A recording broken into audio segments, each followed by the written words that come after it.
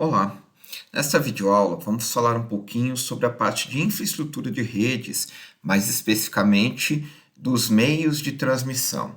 Lembrando que esse material é um material todo voltado para um curso de licenciatura em computação. Então vamos lá. A transmissão da informação através dos sistemas que a gente tem de comunicação, né, pressupõe que um sinal vai passar através de um meio físico de um ponto para o outro, né, permitindo assim que os elementos dessa rede se comuniquem e propriamente a gente consiga essa troca de informações. As propriedades físicas desses meios de transmissão, né, e as características dos sinais transmitidos apresentam uma série de questões tecnológicas que a gente vai dar um pontapé inicial aqui para que isso possa ser discutido futuramente em outros pontos. Quem, na verdade, estuda isso com mais afinco, o pessoal da área de engenharia de telecomunicações. A forma de conexão física entre dois nós da rede, ela teve início com um cabo serial, depois surgiu o cabo coaxial, par trançado, a fibra, o infravermelho, ondas de rádio e assim por diante.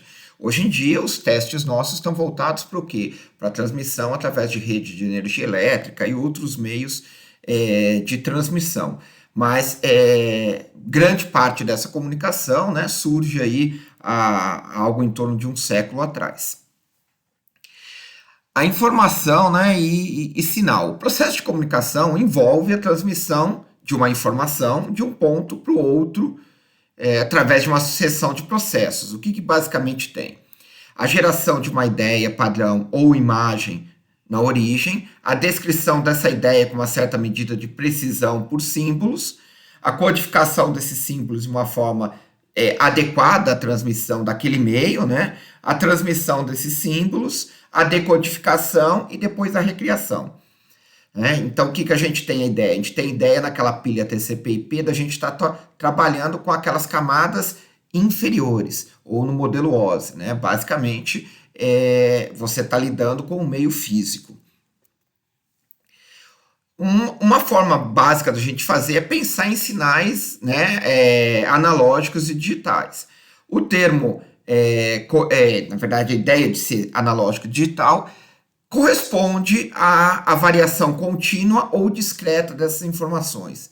Uma forma de onda tradicional, igual a gente tem da voz, que a gente vê em diversos softwares e tal, é a ideia de uma forma contínua de sinal, de informação. Só que nós trabalhamos no meio computacional com zeros e uns, então isso passa a ser uma informação discreta.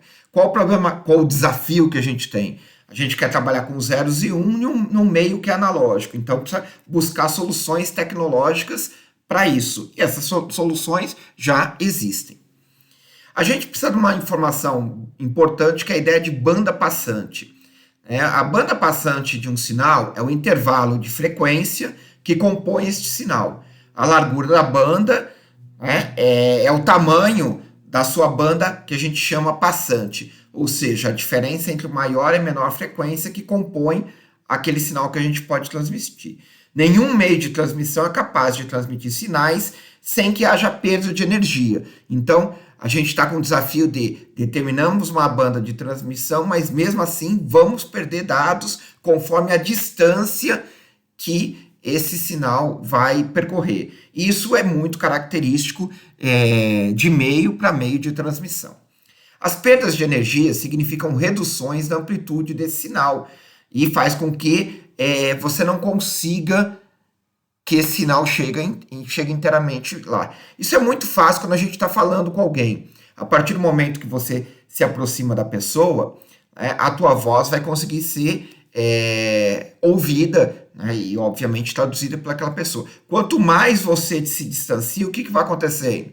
Mais fraco fica, mais difícil fica ouvir. Um outro fator que atrapalha bastante são os ruídos, né, a interferência que a gente tem nesse meio. Então a gente chama de banda passante do meio físico aquela faixa de frequência que permanece praticamente preservada no meio por uma distância maior possível, né, que eu consiga chegar aí numa distância grande.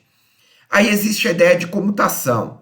A função de comutação ou chaveamento em uma rede de comunicação refere-se à alocação dos recursos da rede, meio de transmissão, repetidores, sistemas intermediários quaisquer, para a transmissão pelos diversos tipos de dispositivos que a gente possa ter conectado.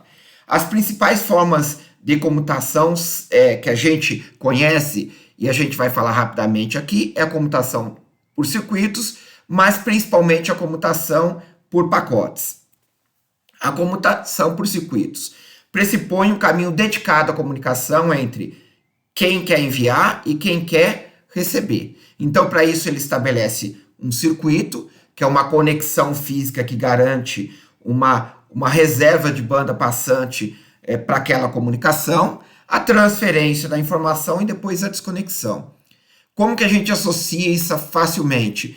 A ligação telefônica que era feita até pouco tempo atrás. Você pegava um telefone, uma linha telefônica, discava um número e era fechado um circuito para que isso era feito. Hoje em dia, sim, não mais. Mas era a principal forma que a gente tinha de comunicação nos primórdios e na maturidade aí da comunicação, por exemplo, por telefone. Então, a ideia na fase de estabelecimento de conexão, uma mensagem de controle é enviada ao destino, do tipo, quero falar contigo. Conforme ela vai sendo roteada, ou seja, entre os diversos pontos de comunicação entre origem e destino, por exemplo, até a minha central telefônica, da central telefônica da minha cidade, até a outra cidade, até a tua cidade e depois até o teu telefone. Quando essa mensagem de controle atinge o nó destino, um caminho foi totalmente alocado, porque foi reservado um ponto aí para a gente conversar. A partir daí a gente pode bater nosso papo, conversar, que está dedicado lá para nós, e no final esse vínculo ele é desfeito. A gente lembra muito, e essa ideia de comutação por circuito é muito legal quando você vê aquele filme antigo e tem uma telefonista que tira o pininho de um ponto e conecta no outro. O que ela está fazendo? Ela está fechando o circuito. Então ela fecha o circuito para dedicar o circuito entre duas pessoas que querem conversar. É óbvio que isso rapidamente foi modificado por tecnologia, mas a ideia é bem aquela. Então a gente tem aí formas diferentes de fazer. Ou seja, os recursos da rede, a capacidade de transmissão, ela é dividida em pedaços. Esses pedaços alocados às chamadas. E o pedaço do recurso desperdiçado, se não for usado, não tem problema. O que quer dizer isso? Eu liguei para você, por exemplo, nós somos aqui o carrinho amarelo, o canal de comunicação amarelo. Eu liguei para você. Se nós estamos conversando ou não, aquele canal está dedicado. Ninguém mais pode usar. Então, aquilo ali está dedicado para nós. Então, as formas de divisão da capacidade de transmissão em pedaços, a gente tem a ideia de divisão por frequência e por tempo. A frequência é quando você dedicou aquela banda para lá. E por tempo? Por tempo a gente permite fazer com que as frases, as informações sejam intercaladas nessa comutação. E aí a gente tem a ideia do FDMA e TDMA. Não precisa se estressar com isso, mas é a ideia da modulação por frequência e a modulação por tempo. A modulação por tempo, ela permite que cada informação ganhe um tempinho lá, que é a ideia de carregar o carrinho e transmitir, e você consegue jogar todo mundo ali naquela mesma banda. E por faixa a gente divide, cada um ocupa. Por faixa, mais ou menos a ideia que você tem de uma rádio. Cada rádio tem sua faixa de transmissão. E por pacote tem muito a ver, por tempo, desculpa, tem muito a ver com a ideia de eu inserir pacotinhos ou ocupar ou não aquele tempo. E aí existem várias regras, muita coisa a ser discutida por aí. No material, lá no Moodle, a gente coloca uma informaçãozinha complementar aí para quem tiver interesse em saber um pouquinho mais sobre isso. Aí depois a gente tem a comutação por mensagens, que na verdade ela vai dar o lastro para nós para a comutação por pacote. Nessa comutação não é necessário estabelecer um circuito, porque a gente pega uma mensagem e fala o seguinte, por favor, eu quero que essas mensagens cheguem nesse destino aqui. E aí eu posso ficar falando lá 1 hora, de forma trágica, sendo exemplificado, que essa mensagem tem que sair do meu equipamento e chegar no teu. Então eu falo, isso daí é transmitido de circuitos em circuitos até que se chegue ao destino. Então, a mensagem é recebida num nó intermediário que a gente tem aí, por exemplo, do 1 para o 2, do 2 para o 3, do 3 para o 4, e quando chega essa mensagem, ele transmite para o próximo, que transmite para o próximo, até chegar no destino. Mas essa ideia, ela é um pouco ruim. Por quê? Imagina atualmente você transmitindo um vídeo, né, por mensagem. Você tinha que transmitir o vídeo inteiro e haja equipamento e situação para cuidar de tudo isso. Então, a evolução disso é a ideia da comutação por pacotes, que é basicamente, aí a gente lembra, camada de transporte, o TCP vai fazer essa transmissão, ele vai querer já pensar tudo na camada de enlace lá, em fazer tudo pacotinho. Tá? Então a gente tenta quebrar tudo, no caso a gente vai aglutinando, né, informações camada a camada, e cada isso daí tende a se tornar um pacotinho que vai ser transmitido na minha rede. Ele é semelhante à comutação por mensagem. A diferença está no fato que o tamanho desse pacote ele é limitado. O que acontece com isso? Parte boa e parte ruim. Parte boa que ele vai quebrando isso em pacotes de tamanho físico e vai transmitindo. Qual o problema que a gente tem? Os equipamentos têm que saber montar isso daí. Porque isso é um desafio muito grande, né? Como montar isso sem a perda da informação. Esse é um grande desafio. E os equipamentos evoluíram a ponto dos roteadores e tudo mais conseguir fazer isso já, entre aspas, com o pé nas costas. Tá? Mas tem uma sobrecarga aí de ideia, não é só vantagem que a gente tem. Então eu quebro, por exemplo, em 3 pacotes e mando esses 3 pacotes a cada um no seu momento. Quando ele está pronto, ele é enviado até chegar para ti. Esse é o desafio que a gente tem. Então, pacotes de uma mesma mensagem podem estar em transmissão simultânea pela rede. Por exemplo, se eu tenho mais de um caminho para chegar até ti, pode ser que o pacote 1 vai para o caminho A, o pacote 2 pelo caminho B, o pacote 3 vai pelo caminho A, B ou C, e lá na frente, lá do outro lado, a camada de transporte tem que saber reunir todos esses pacotinhos e entregar para a camada de aplicação.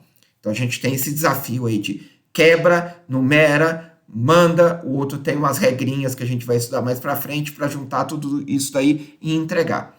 Então, as redes com tamanho de pacotes, elas requerem nós de comutação com menor capacidade de armazenamento, porque eu não preciso mandar um vídeo inteiro para você antes de ir para ti. Né? E os procedimentos de recuperação de erros para pacotes são mais eficientes do que para mensagem. Imagina um vídeo, tudo ou nada. Né? Aí você perde lá no finalzinho algum dado, você perdeu o vídeo inteiro. Aqui, eu só peço aquele pacote. Ó, me dá o pacote número 200 aí de volta. Aí ele retransmite somente 200, lembrando que a gente conversa sobre isso um pouquinho mais para frente. Então, a comutação por pacote é melhor sempre? Não. Obviamente, nada é unanimidade o tempo inteiro. Ela é ótima para dados esporádicos, né? Melhor compartilhamento de recursos, não há estabelecimento de chamada e tudo mais. Mas quando eu quero garantir que um volume grande de dados chegue sem atraso, sem perder muito processamento, dedicado. Né? O ideal é eu ter um circuito dedicado para isso. Então, a gente tem um problema de congestionamento excessivo, ou seja, atraso e perda de pacotes. Quando esses pacotes podem vir daqui a pouco, não ter necessidade de ser em tempo real a coisa, então perder um pacotinho não tem problema, como às vezes acontece com um vídeo que a gente está assistindo, uma videoaula que uma participação numa webconferência, é óbvio, atrapalha um pouquinho, atrapalha, mas está valendo, vamos embora, a gente continua, entre aspas, entendendo a essência da informação. Mas quando você não pode perder nada, não tem como. Né? Imagina uma operação, você começar a perder esses pacotes e uma operação online feita por um equipamento ou por um médico, você começar a perder isso, não tem problema não, lógico que tem. Então você precisa ter circuitos dedicados para garantir que a comunicação seja eficiente. Então, como obter um comportamento semelhante ao de um circuito físico? Você precisa ter umas determinadas métricas de qualidade de serviço. Então, são garantias de taxa de transmissão necessárias para isso. Né? Existe uma solução definitiva para todos os casos? Não. Mas a gente já tem várias métricas de qualidade de serviço, se você buscar isso na internet você vai encontrar, que são bem satisfatórias. Então, são bem legais para a gente entender como tudo isso daí funciona. Quando a gente pensa no fluxo desses dados que estão entre os nós da rede, dependendo do meio dos recursos eletrônicos aplicáveis, o fluxo de dados entre dois nós pode ocorrer, né, segundo alguns modos de operação. Um deles é o simplex, de um único lado, o nó 1 manda para o nó 2 e acabou. Não tem muita lógica. A gente tem a ideia do half duplex, que é o fluxo de dados funciona nos dois sentidos, mas não de forma simultânea. Aí imagina a ideia do pacote. Ora pacote vai, ora pacote vem. E o full duplex, né, que eu posso ter um canal dedicado para ir e um canal dedicado para voltar. Qual o problema disso? Eu preciso de dois canais. Então eu preciso de duas situações ao mesmo tempo. Né? Então cada um tem suas vantagens e suas desvantagens. Quero garantia de entrega. O simplex ou full duplex garantem. O half duplex tem todo o problema de compartilhar, mas ele é mais eficiente nos casos gerais de comunicação. Então, dando um exemplo de velocidade de operação, né? Suponha uma linha serial full duplex, que é de receber e transmitir, RX e TX, operando a 19.200 bits por segundo. Esta linha equivale a uma linha half duplex operando em qual velocidade? Né? Então, tem o full duplex, um canal indo e um canal voltando. Então, imagina, considerando dois frames de 19.200 bits, que é a taxa que a gente tem ali, sendo o primeiro de A para B e o segundo de B para A. Então, eu quero transmitir a velocidade total que essa minha linha tem. Um pacote vai e outro pacote vem. Né? Então, ou seja, A envia 19.200 bits para B em um segundo e B envia 19.200 bits para A em um segundo. Então, no half duplex, né, como os dois ocorrem de forma simultânea, temos um tempo total de um segundo. Se eu quisesse ter essa mesma comunicação, né, half duplex, como ocupa o canal, ora estou ocupando mandando, ora estou ocupando recebendo. Então, eu ocuparia 2 segundos, eu demoraria 2 segundos. O que eu quero dizer com isso? Se tiver a mesma velocidade a linha, eu vou ter problema de velocidade, eu vou perder desempenho aí. Né? Então, é só para ilustrar, para a gente entender um pouquinho essa diferença de desempenho. Os meios de transmissão de dados, né? Transmissão por sinais elétricos, que aí dependendo do meio e dos recursos providos pelas interfaces, temos essas formas de transmissão. Por sinais ópticos, né? A transmissão da informação também apresenta características de modo half e full duplex. Se você tem um par de fibras, uma indo, outra voltando e assim por diante. E a transmissão por sinais magnéticos, utilizada normalmente por ondas de rádio e cobre grande distância. Nesse meio, que a gente chama de éter, aí você vai ver a ideia de Ethernet, que nós vamos usar bastante no transcorrer do curso. A onda eletromagnética representa uma portadora de informação e trabalha com frequências. Então, a gente pode usar a frequência para ir, frequência para voltar, ou uma frequência só para ir e voltar, e a gente tem a ideia do half duplex e assim por diante. E com isso a gente tem os meios de transmissões guiados e não guiados. O guiado, qualquer cabo. Tá? Por quê? Porque tem um cabo que está guiando aquilo. E os não guiados? Né? Tá no ar. Então a gente tem micro-ondas, ondas de rádio, infravermelho, aí você tem atualmente o Bluetooth, você tem o Wi-Fi, você tem essas tecnologias. Qual a grande sacada disso? Você tem os guiados, precisa de um cabo levando para o ponto do outro. Então tem que furar a parede, jogar pela janela para o lado fora do apartamento, todos esses problemas que a gente tem de obras ou adequações. Só que o que é legal disso? Uma maior segurança da informação, é mais difícil alguém roubar o teu dado. E o não guiado? Não guiado está valendo. Tanto faz onde a pessoa estiver, como eu estou aqui agora, eu consigo pegar a conexão e consigo navegar. E se eu levar esse notebook, sei lá para a garagem, se tiver o sinal, eu vou acessar do mesmo jeito. Vou conseguir trabalhar lá da mesma forma. Então eu ganho flexibilidade, né, de ocupação desses equipamentos e de uma expansão da rede dentro dos limites do meu ponto de acesso sem fio. Certo? Mas qual o grande problema que a gente tem aí? O roubo de informações. Se alguém conseguir conectar na sua rede sem fio, ela vai conseguir fazer uma série de operações aí normalmente não desejadas. Então, ambos os grupos de meio possuem vantagens e desvantagens que a gente tem aí. E tem um outro problema bem legal que são as interferências, né? As interferências eletromagnéticas geradas, por exemplo, por equipamentos, né? Que equipamento que a gente tem legal de interferência eletromagnética? Diversos equipamentos no âmbito de uma fábrica, de um chão de fábrica que a gente chama. E a de radiofrequência? Transmissores de rádio, relé e comutadores que a gente tem, termostatos, lâmpadas. E o que é legal disso? Montar uma rede que a gente chama que é uma rede de chão de fábrica, ela sofre todas essas interferências em grande quantidade.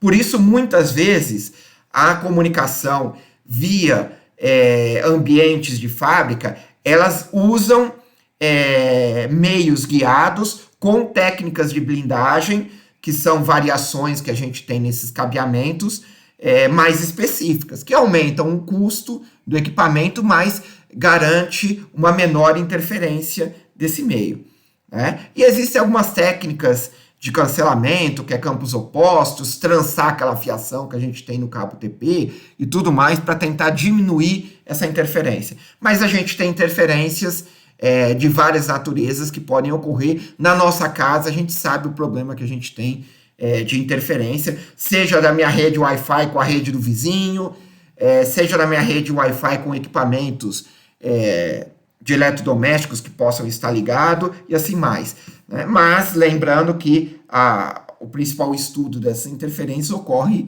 no chão de fábrica, ocorre nesses ambientes. Então as interferências têm muito a ver com as frequências geradas, né?